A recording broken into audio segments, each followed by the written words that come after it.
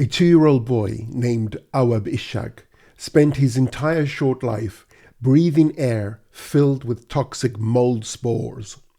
His parents begged their housing association to do something, anything, about the black mould that was all over their council home. In December 2020, Awab died. He was 2 years old. The coroner's inquest was clear. It was the mould that killed him. That happened in the UK. And right now in Ireland, children are living in similar conditions, breathing in the same black mould. And the authorities are not doing anything to stop it. This is happening in Irish social housing estates, in properties that are rented privately, and privately owned homes built with defective concrete blocks. Walls that are riddled with cracks allow water to seep in, which helps provide the ideal conditions for mould growth. And Irish families are breathing in mould spores every single day. Laura first noticed cracks in her Skerries home in 2017. By 2020, a corner of her house was at risk of collapse. An engineer warned that strong wind could compromise the roof's integrity. Laura and Una saw their neighbour pass away. He will never see his home fixed for his sons. Martine lives with clothes that are always mouldy. She wouldn't let a dog sleep in one of the rooms, it smells so bad, despite her constant cleaning. When Una's group in Skerries got a visit from the then Housing Minister, Dara O'Brien, their own local TD, he promised to help. But still, those 6 houses have not received any help. A student and her mum watched the outside of their privately rented home literally fall apart. Stephanie bought what was supposed to be an affordable house from the council. The house had been built with defective concrete blocks. She's expecting to be 100,000 euros out of pocket, just like her neighbours. Now for a word on social housing. Councils are using money earmarked for the general maintenance and painting of social housing, nearly €1 million in one county alone, to patch up cracks. So the normal maintenance and painting of social homes can't be carried out because the funds have been used up. The government won't reimburse the councils until the Department of Housing publishes a scheme for social housing. I was told that scheme has been, in quotes, imminent for close on a year now. But it could be much longer than that. Meanwhile, there's no provision for dealing with mould in social housing. This isn't history, this is happening right now. The homeowners who protested outside the Dáil aren't asking for something that might happen someday. They're asking for someone in power to acknowledge the conditions that they have to live in. They're asking for someone in power to care. They're asking for someone empowered to take action. What you are about to hear are the voices of the homeowners themselves, speaking outside the Dáil on the 25th of November 2025. They are demanding action.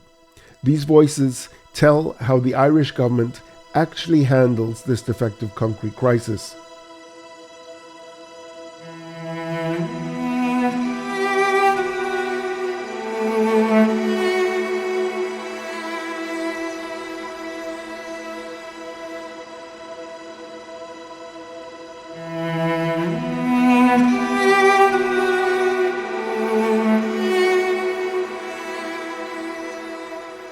This episode is part 1 of 2 episodes based on interviews with victims of the defective concrete crisis who came to protest outside the Dáil on the 25th of November 2025. I've put a lot of research into sourcing clips to support what the homeowners told me. A quick note for anyone involved in journalism or research. Should any aspect of this episode, including the sources listed in the description, contribute to or inform your own work, I would ask you to please use the following attribution as audio if your work is audiovisual and in text otherwise. Quote, this article, news item, program, academic paper, etc. is informed in part by research and reporting from Grant March at Backstory.ie, unquote. Clear attribution is an established journalistic and academic norm and is appreciated. Attribution is even more relevant as, to date, all my reporting has been done using my own finances as a volunteer. Thank you. This is the Upsetting Concrete podcast. These are the lived experiences caused by defective concrete and successive poor governments.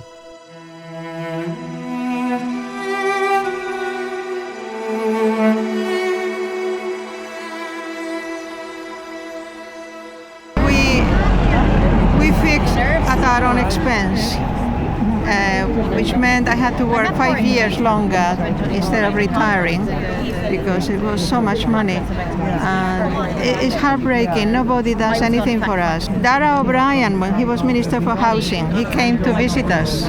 Sorry, I remember now. You're in number 6, right? Yeah. Yeah, okay. Oh, you came to our door. Yeah. So what happened in your circumstance? Can you tell me? In our circumstances in 2017, we started seeing some cracks, and we started a very long battle. Can I give you that? We contacted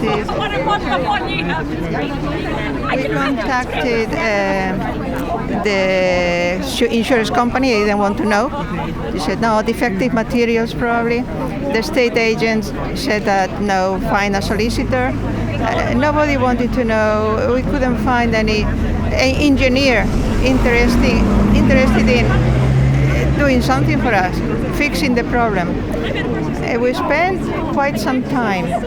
We actually sent blocks to the old DIT because they tested the blocks there at the time, and we paid for everything ourselves. To see if there was pyrite, there was no pyrite. Anyway, it's been a very long process. In the end, in 2020, in the middle of COVID, our house was literally going to fall.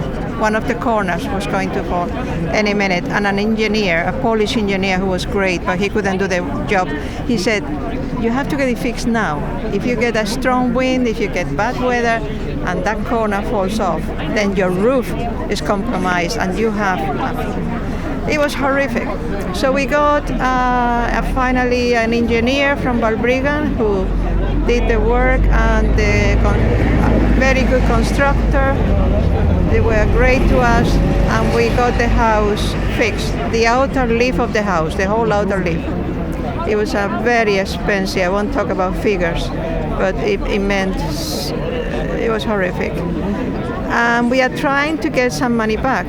And our main concern is that of our 6 houses, there are 6 houses built in 1990 at the same time, 3 of those houses have not been done yet. They couldn't, undertake the expense, and it's very hard. We understand because we've been through it.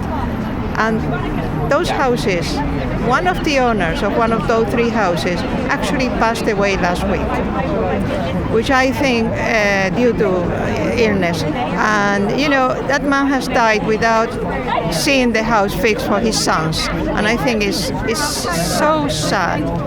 We need something. Darragh O'Brien promised. He promised he was going to do something. He's not Minister for Housing anymore. And now we are waiting for Minister Brown to please look after our case. Una! Yeah, how you doing? How you doing? I'm terribly sorry to hear about the guy in number 3. Yeah, number 2. Number 2, was it? Number 2, yeah. He passed away? Yeah. When that was last Saturday week. I forgot to say that to you. He never saw his house fixed. No, it's quite frankly, it's in a mess, Yeah. Did you meet Margaret? No, I didn't meet. Can I introduce you But to Margaret? I met. Let me introduce you to Margaret quickly. Yeah. At no expense to us. Margaret, this is Una from Fingal. This is Margaret from Mayo. Nice to meet you. Yeah, and you Thank you for coming. Well, we're in the same problem. Yes, we are. Can I ask, you have an affected house, do you? Yes. Can you tell me how it's affecting your life? It's horrendous. People who don't live in a pyrite house have no idea the stress of living in a mouldy house, that your clothes smell when they come out of the wardrobe because your food goes damp that's in your cupboards because of the cracks, and the blocks hold water, so you're just living in damp. If I lived in a council house, I'm sure something would be done, because they shouldn't be allowed to put children and families in a mouldy black mould, children breathing in mould.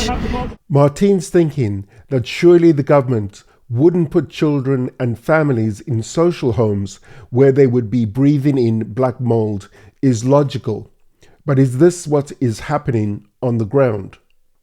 First of all, what responsibilities does the government have towards its social housing tenants when it comes to living in substandard, damp, mice-infested, cold, leaky and mouldy conditions? Let's have a look at the Irish Constitution. Article 40.3.2 of the Irish Constitution says, quote, "The state shall, in particular, by its laws, protect as best it may from unjust attack, and in the case of injustice done, vindicate the life, person, good name, and property rights of every citizen," unquote. This means the government must take appropriate measures to safeguard everyone's life and property. And what about the European Convention on Human Rights? Article 2 of the European Convention on Human Rights protects the right to life. This means that the government cannot try to end anybody's life and must take measures to safeguard everyone's life. So the Irish Human Rights and Equality Commission gives an example of this right. If a parent has to escape a home where their or their children's lives are at risk, the local authority must provide alternative housing or a refuge.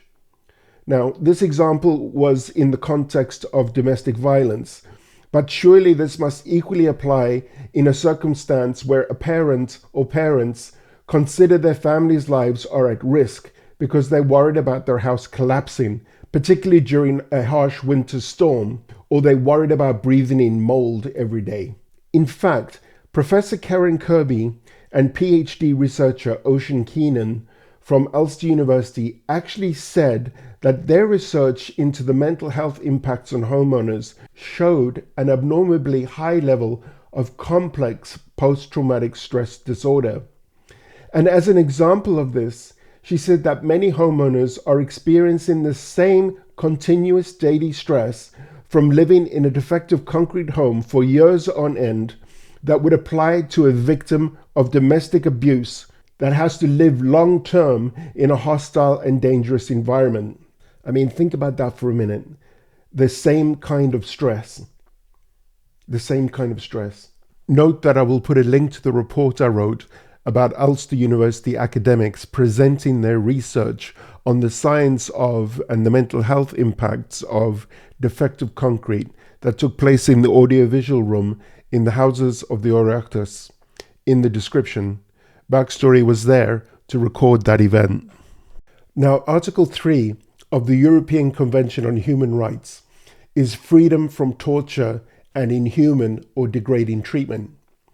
Putting torture aside, the article says that no government or government agency, and this is important, or government agency, can subject any person to inhuman or degrading treatment. Inhuman treatment is treatment that causes intense physical or mental suffering. Degrading treatment is treatment that is extremely humiliating and undignified. Factors that make treatment degrading include how long it lasts, its physical or mental effects, and the personal characteristics of the person who is subjected to it. So according to the Irish Constitution and the European Convention on Human Rights, the Irish government actually does have a responsibility to protect its social housing tenants. But these protections should apply equally to people who are renting a place to live and also to homeowners who are living in defective concrete homes. However, the government does allow social housing tenants and private renters and homeowners to live in substandard conditions. I contacted the Department of Housing to ask what the current situation is regarding the remediation of social homes with defective concrete. I received the following in an email, which is slightly abbreviated and is rendered in an artificial intelligence voice so that you can distinguish between my narration and what the department had to say. But this is an AI voice.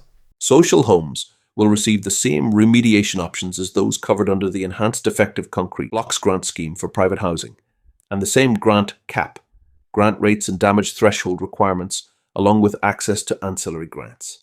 A draft scheme has been prepared, and it is the intention of the Minister to bring proposals to government shortly so that work can begin on remediating social homes in the near future. Because the scheme to be used for social housing is essentially the same as that to be used for private housing, this raises a number of questions, one of which is, will the government force local authorities to rebuild housing that breaches current building regulations? Newer listeners may not be aware that former Minister Dáil O'Brien requested the Society of Chartered Surveyors of Ireland, the SCSI, to come up with, quote, independent, unquote, square metre rates necessary to rebuild homes. However, Minister O'Brien also gave the SCSI a terms of reference that dictated that the rate should only be for building materials that would have been available prior to 2008. Assuming you can find building materials from 17 years ago, using such materials in most cases won't comply with current building regulations. This is what private homeowners are being forced to accept. And now we know that local authorities will also be asked to build homes that won't comply with current building regulations. I must add here, though, that in mid-2024, 2 years after Minister Dáil O'Brien announced the 2022 scheme, the government decided to let homeowners upgrade their substandard remediations with Sustainable Energy Authority of Ireland grants, or SEAI grants, that they needed to apply for. But these are extra hoops that homeowners need to jump through, making the scheme even more complicated than it has to be. And what happened to the homes that were completed before SEAI grants were made available? Now, I spoke with some councillors who told me how their council deals with defective concrete blocks in social homes. This may or may not be the same across different counties. I say that because, well, I learned about another absurdity in this whole defective concrete crisis on my recent trip to Ballina in Mayo.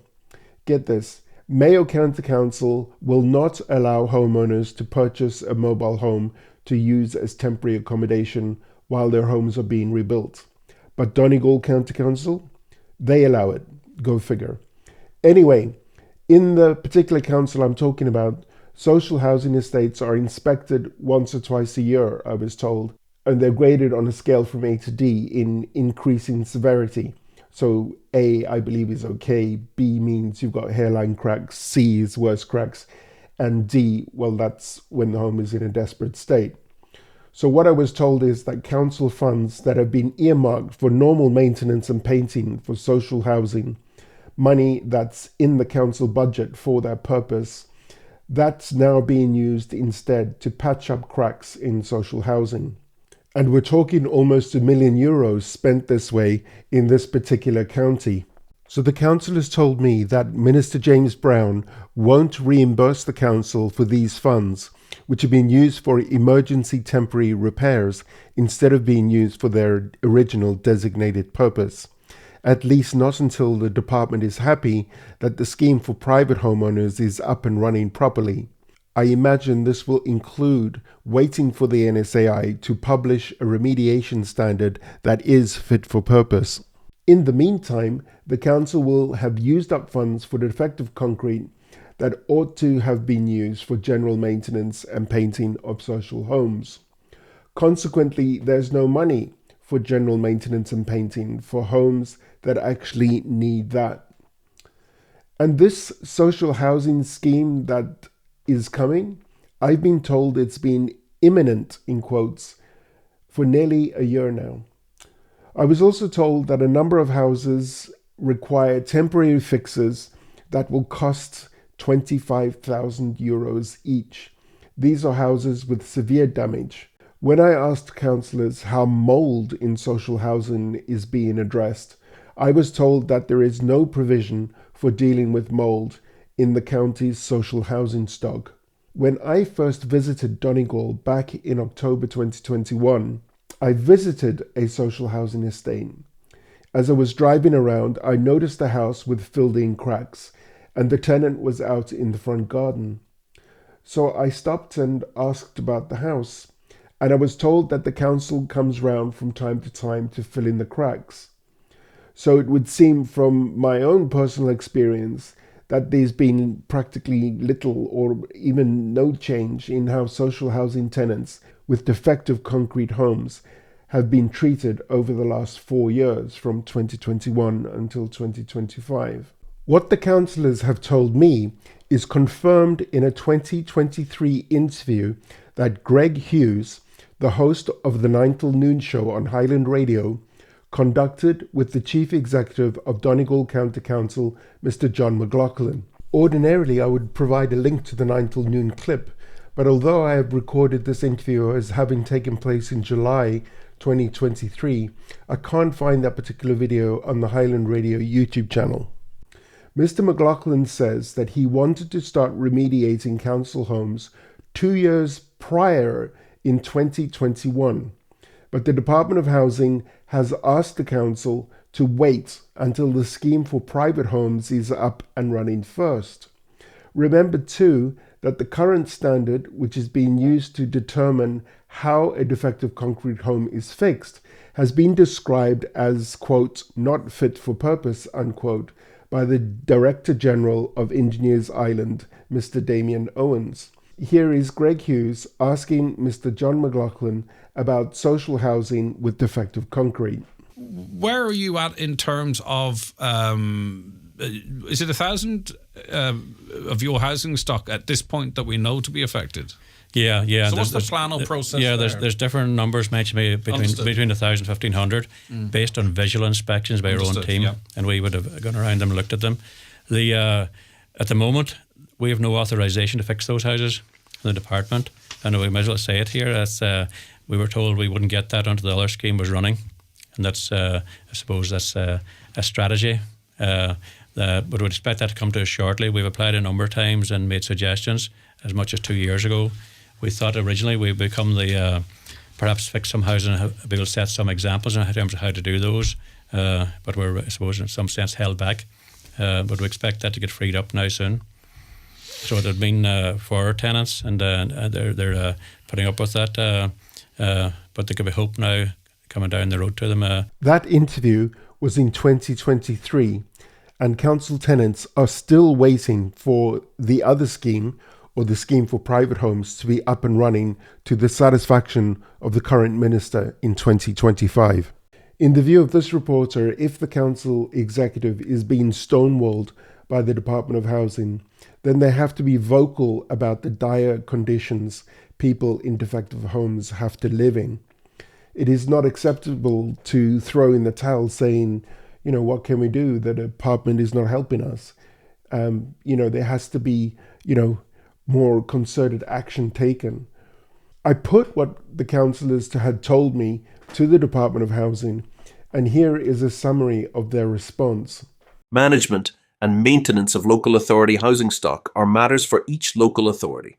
Local authorities are legally obliged to ensure all tenanted social homes comply with the standards for rented houses regulations. This requires local authority officials and councillors to make adequate budgetary provision for repairs and cyclical maintenance of social homes using the significant rental income available.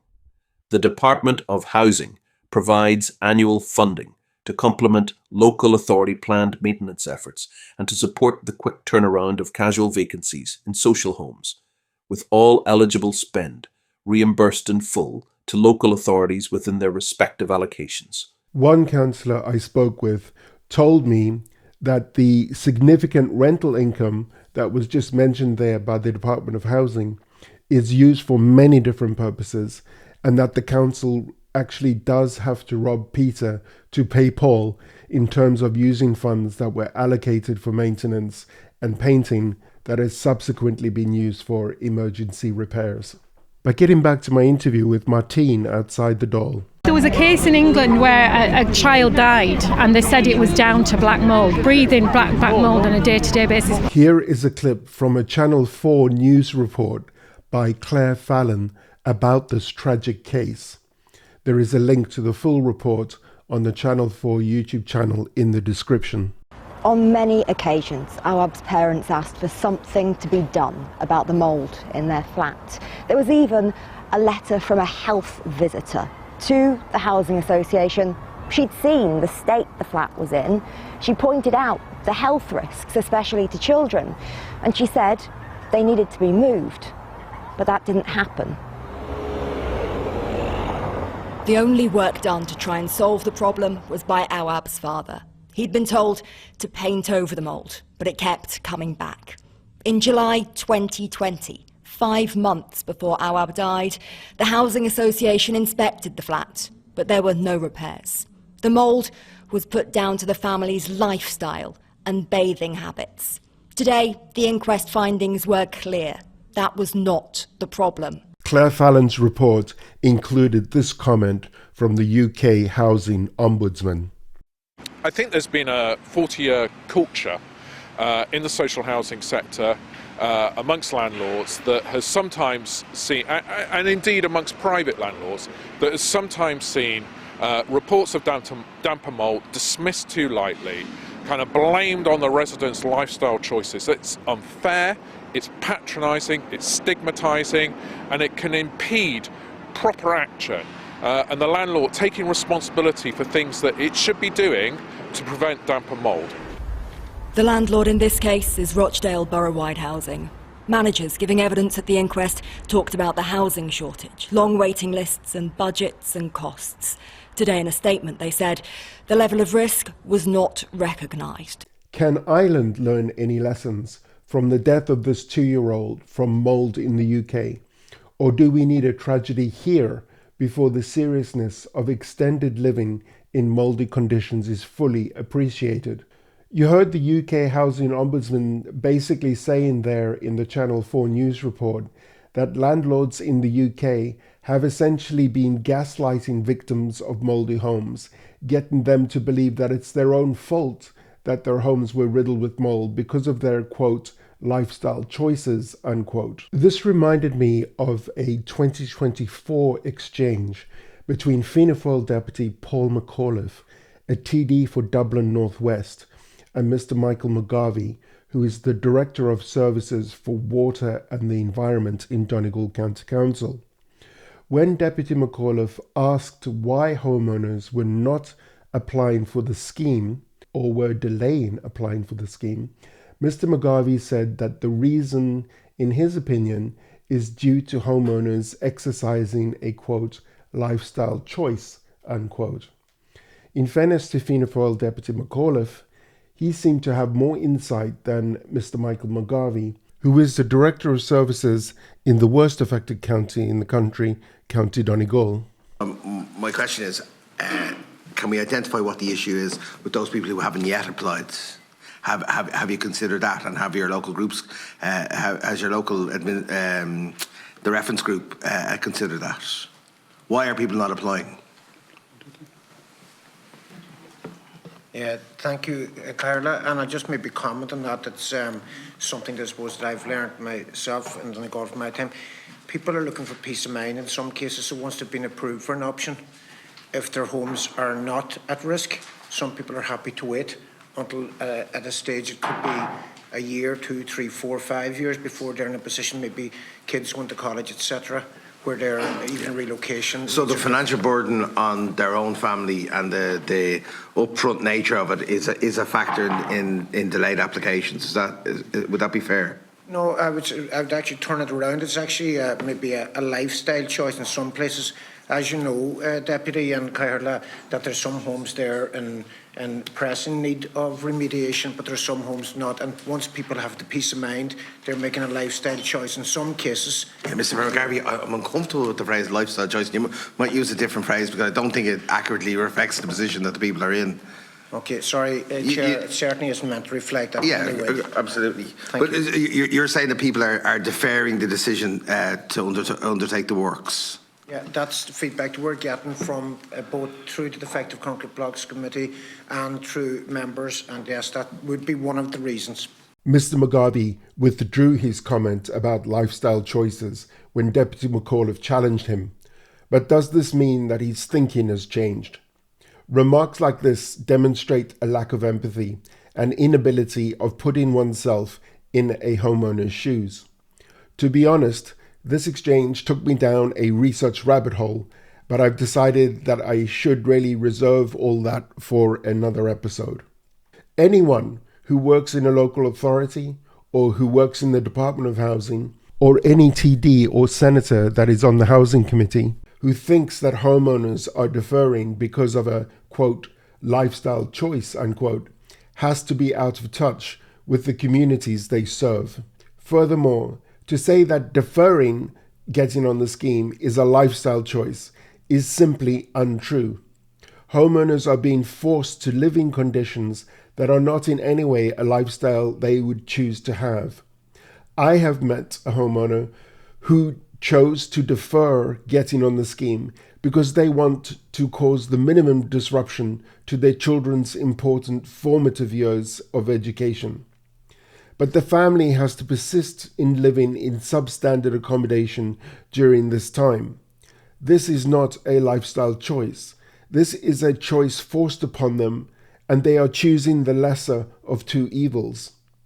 One, the evil to minimize the disruption to their children's education, even if they have to live in a deteriorating, defective concrete home, or two, to get on the scheme and deal with the nightmare that comes with that, possibly having to change schools because the family have to move to a far off different location because there is literally practically nowhere in the country to rent due to the housing crisis.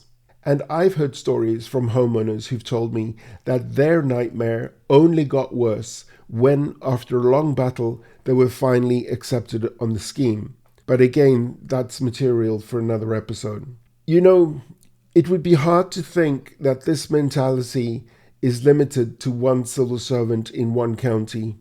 It wouldn't be surprising, in my view, if similar views were held by other civil servants in local authorities or in the Department of Housing itself. But anyway, getting back to the protest outside the Dáil, here is Martine again. I have one gable end at the side, and I don't put, my children don't go in one of the bedrooms because I won't put a dog in the room. Because it's full of mould? No, I keep it clean and I paint it and I look after it, but it smells and you know it's mouldy, you know it's there. You can't take things out of the wardrobe because the clothes smell. So your situation is you're still living in the defective home? Oh yeah. Are you on the scheme? I'm hoping to get on the scheme, but I have to wait for, I had the test done in March. So you haven't heard back from the building condition assessment? 6 months for the results, 3 months for paperwork. And then from what I've heard, I won't get on the scheme then anyway, because they'll say that either I don't meet the threshold. I won't rest till it's full, till the house is fully got a full demolition. Do you have an affected house? I live in one, yes. All right. So I live in Letterkenny, Donegal. I'm a student in Maynooth University, but originally live in Letterkenny with my single mum. But we live in a housing estate that's all affected concrete. We rent, but it's not a social house. Okay. And how has it affected you then?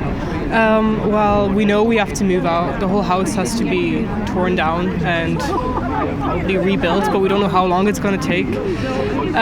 So we're just waiting now to move somewhere else, but we're not sure where we're going to end up. So it's terrible. Like there's nowhere to go, and the rent's so high, and we have no idea what we're going to do, to be honest. And it's like we don't know when it's going to happen either. We just know that like in the next year or two, we're probably going to have to go somewhere, and then we don't know after that what will happen to us. So we're still able to use all the rooms in our house, but the whole outside of the house is it's covered in cracks. It's actually scary sometimes to look at because we're unsure just how safe the house is itself. Like, we know we can use all the different rooms, but like it's terrible. Like, the outside of the house, it's just falling apart.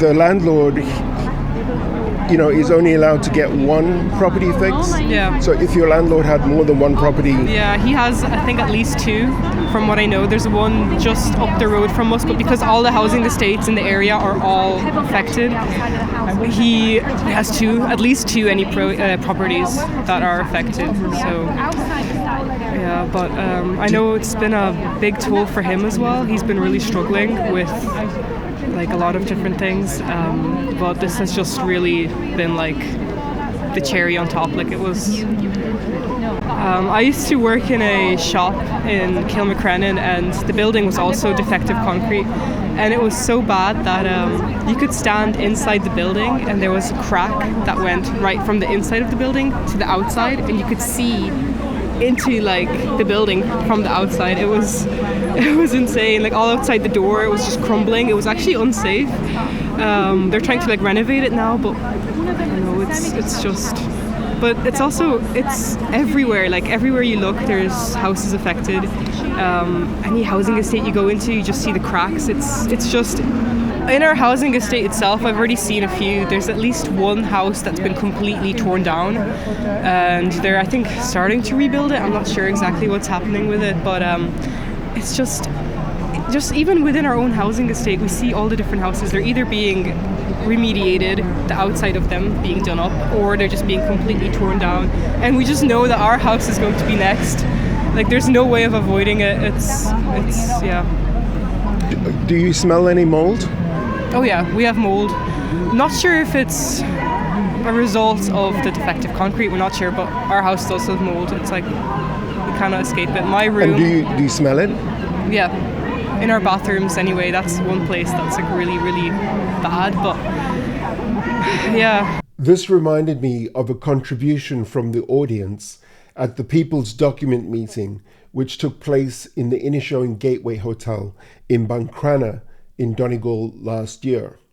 The People's Document was put together by a number of homeowner groups, led by former PRO of the Micah Action Group, Michael Doherty. The idea was for homeowners to define what 100% redress means in their own terms. This is a wholly different meaning to Minister Dara O'Brien's 100% redress. I found it very interesting that the government language over time changed from 100% redress to, quote, 100% redress of eligible costs, unquote. Did they really think that nobody would notice this change? The People's Document was shared with the community of defective homeowners for their input in a first public meeting. Then there was a second public meeting where TDs and councillors could attend to pledge their support for the document. At the second meeting, there was talk about preventing homes owned by vulture funds benefiting from the grant scheme, and that a landlord would only be entitled to get one rental property fixed.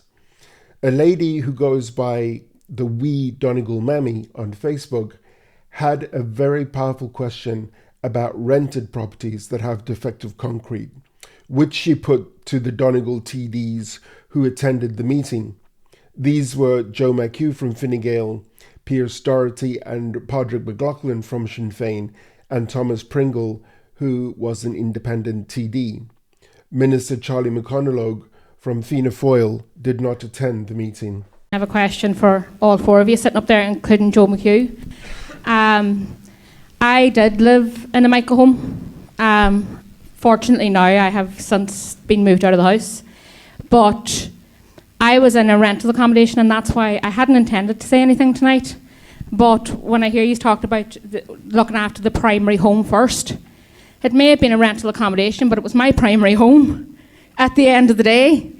And I had to take my fight to the Dáil to get rehoused, and I remember you invited me down, Thomas, and I met with you, Padraig, as well. I had a daughter who was in a wheelchair. She still is in a wheelchair. And I met you that night, Joy. Joy is Joy Beard, who is one of the 4 100% Redress Party councillors that was elected in County Donegal. She's so physically disabled, she had to get carried up and down the stairs because we couldn't put a stair lift in for fear that our wall would fall on top of the neighbour. She had to get lifted in and out of a bath. Now, when I originally started this fight, do you know what I was told? This is the inhumanity these people are dealing with. I was told I should video myself carrying my child up and down the stairs because it would have more of an effect. This was a wee girl who was turning 18 years of age. I had to put myself out there. I got called a sponger, a money grabber. I'm a full-time carer with 2 disabled children. I have 4 children and 2 are disabled. And I got, she just wants a free house. But I did that because I had to for the safety of my children, right? My parents are still in that house. It has mica. My sister is living in a primary rented accommodation that has mica. This is their homes. It may belong to somebody else, and it may belong to somebody who has 1 house, or 2 houses, or 5 houses, or 10 houses. But where are they supposed to go? So what I'm trying to say to you is I understand what you're saying. We have to look at the bigger picture here, and we have to support primary houses first. But these are people's primary homes. My sister's lived in the same house for 8 years, 9 years. And I'm telling you, it's coming down with mica. The wee Donegal mammy got a standing ovation for that contribution. Unfortunately, perhaps because time was running out, the TDs present did not get an opportunity to respond to this speaker. I have to mention here that mica is not the real cause of defective concrete blocks. The 2017 expert panel on defective concrete blocks erroneously, without doing any testing, stated that in their opinion, and I stress the word opinion, the problem was mica in Donegal and pyrite in the rest of the country. This has been proved by science to be wholly incorrect. The problem across the whole country is in fact due to iron sulfide minerals in the crushed stone, which is combined with cement to make concrete blocks and poured concrete. There are 2 problematic iron sulfides in Ireland, pyrite and the more aggressive pyrrhotite. Nevertheless, that being the case, the erroneous word mica has become part of the vernacular of the country and is used as a term to describe defective concrete blocks.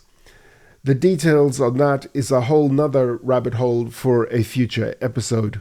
While there were some other media organizations present, Backstory.ie was the only one to record the 2 People's Document meetings in full on video, and these can be found in the episode description. Now back to the protest outside the Dáil. Hi Nicola, how are you? Hi, how are you? I'm good, and you? Good, yeah. Still feeling pumped, you know. It was a long journey up here, but it was a worthwhile journey. You drove? We drove. Derek drove. Okay, why did you drive? You don't get the bus? Because we have our youngest with us here today and he needed his car seat. Oh, okay. Now he's also autistic as well, so he wouldn't have done well in the big bus, you know. So what has your experience been like here today? I felt a lot of support from people, you know. It's nice to see people, you know, from all over, different counties out here today together in support of this, you know. This is a chronic issue that has been identified in over 20 counties. So what I'm excited about is that it's not only Donegal and Mayo now, it's all the other counties starting to stand together, you know. What counties have you met today? So I've met somebody from Limerick, Sligo, and I have met people from Dublin as well. Okay. So, yeah. And did you speak to any government TDs today? I spoke to several government TDs today, and they seem to be all on a united front with us that the current scheme is not fit for purpose, that we need transparency, there needs to be a public inquiry, and most of all we need 100% redress. So I think that was a very clear message today throughout all the different people I spoke to. Can I ask who the government TDs were? I spoke to Pat the Cope, I spoke to Senator Nessa Cosgrave, I spoke to Charles Ward, I spoke to people from Sinn Féin, a few people from Sinn Féin, a few independent TDs, a few Labour TDs as well. From for example, Pat the Cope, what did he have to say?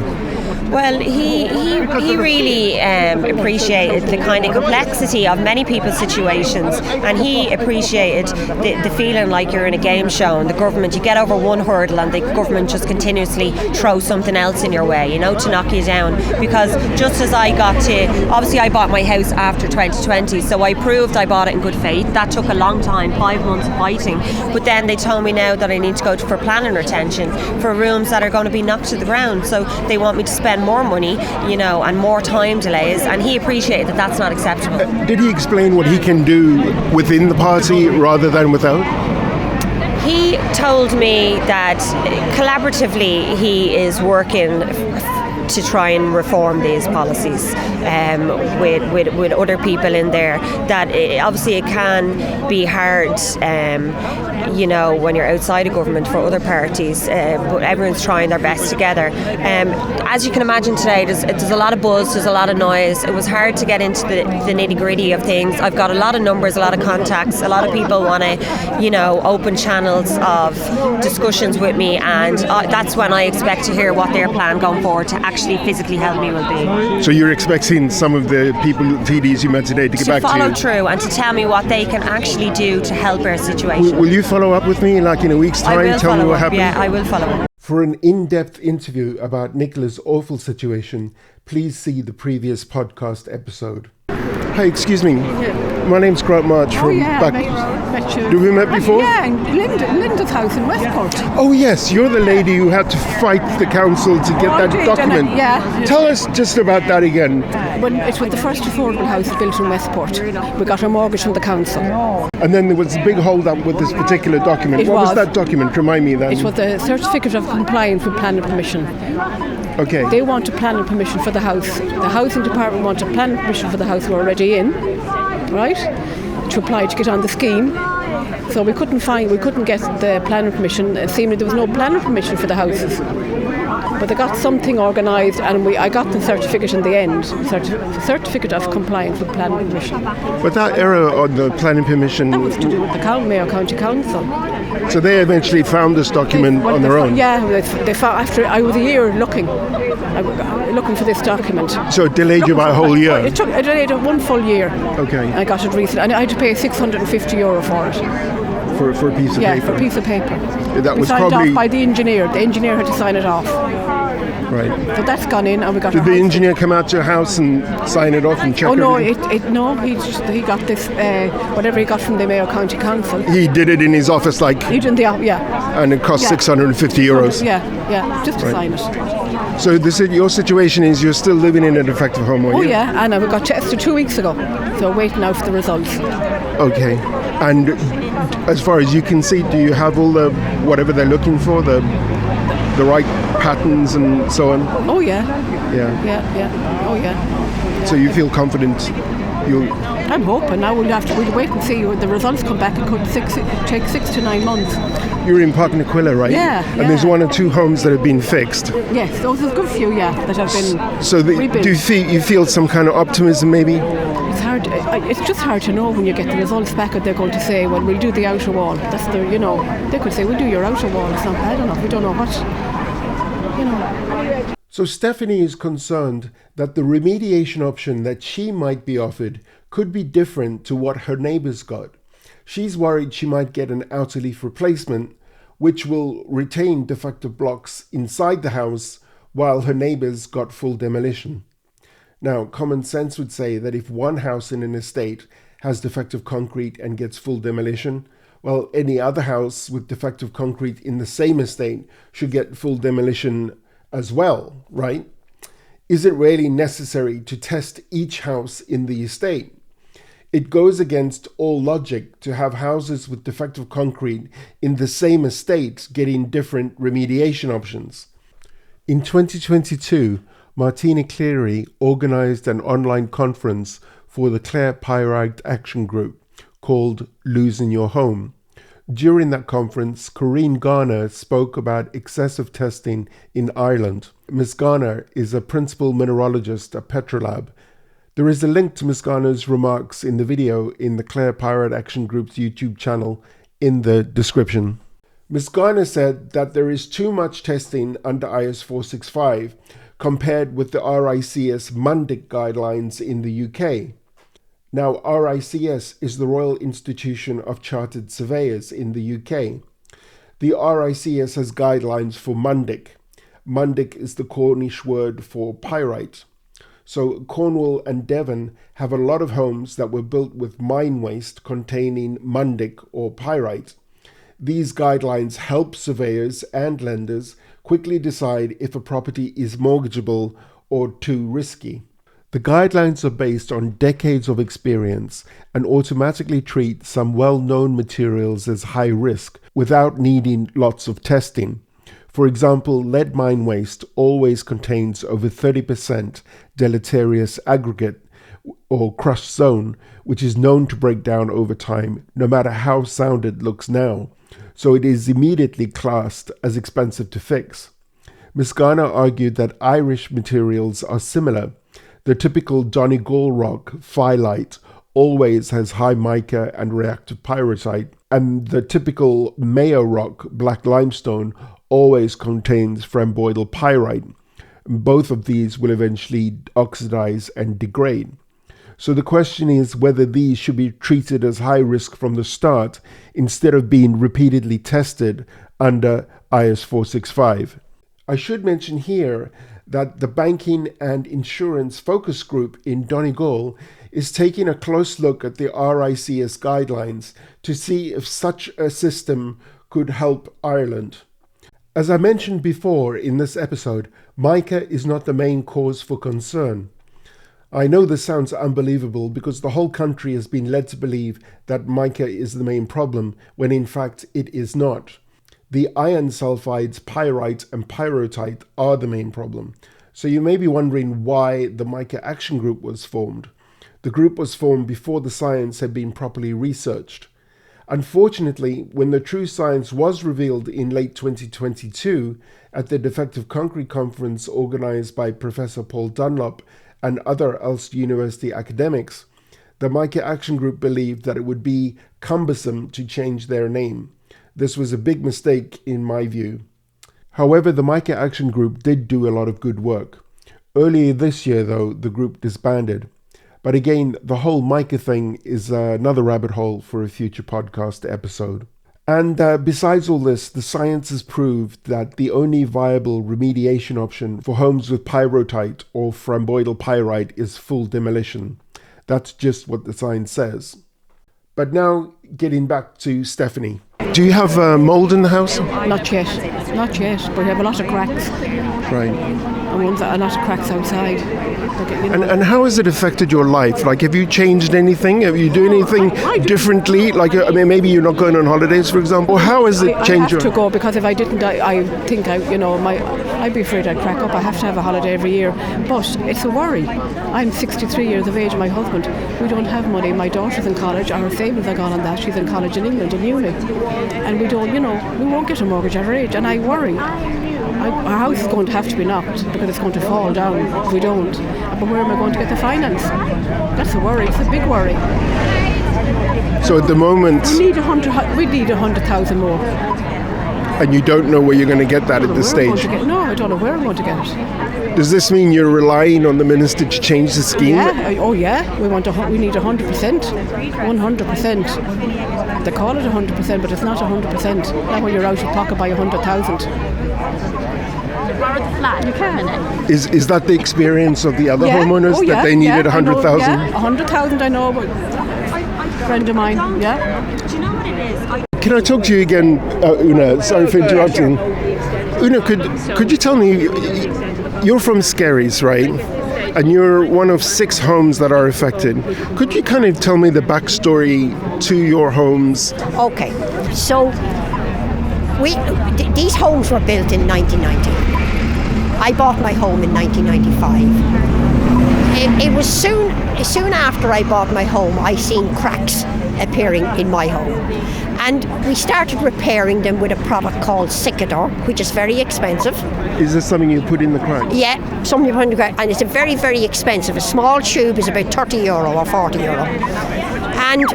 But then those cracks began to open again and again and again.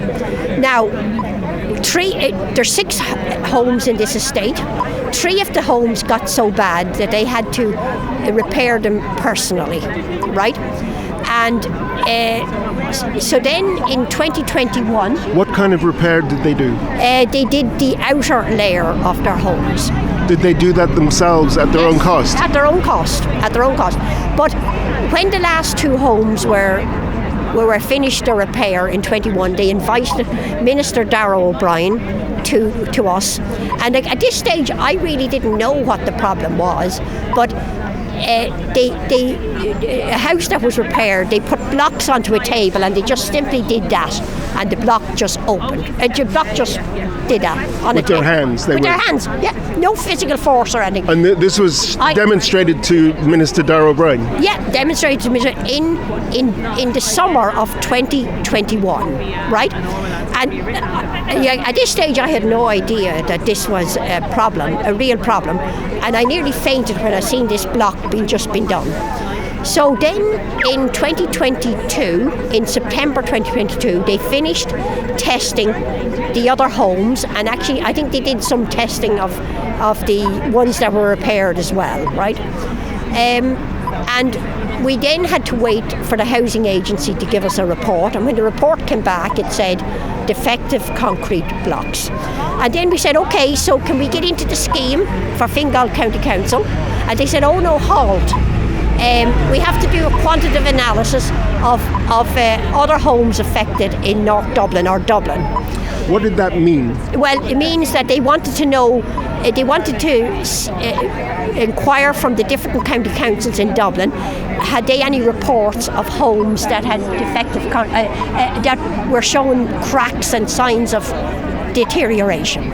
Yeah. Were they? It sounded like they were expecting a minimum quota before you'd get on the scheme, or is that my thinking is incorrect? Well, you know, I'm not really sure what their thinking was.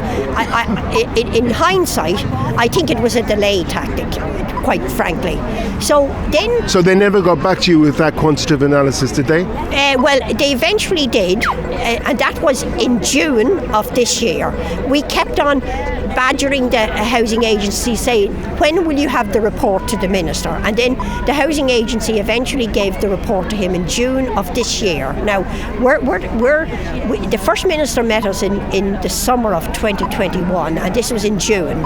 So we've made no progress. Now, since that date, we initially wrote a letter from the whole group to the current minister, James Brown, saying, listen, there was one question. When can we apply to Fingal County Council to get a grant to repair our home? And I've followed up with several emails, and they refuse to answer that question. They give us all the process. We know the process. We know everything else.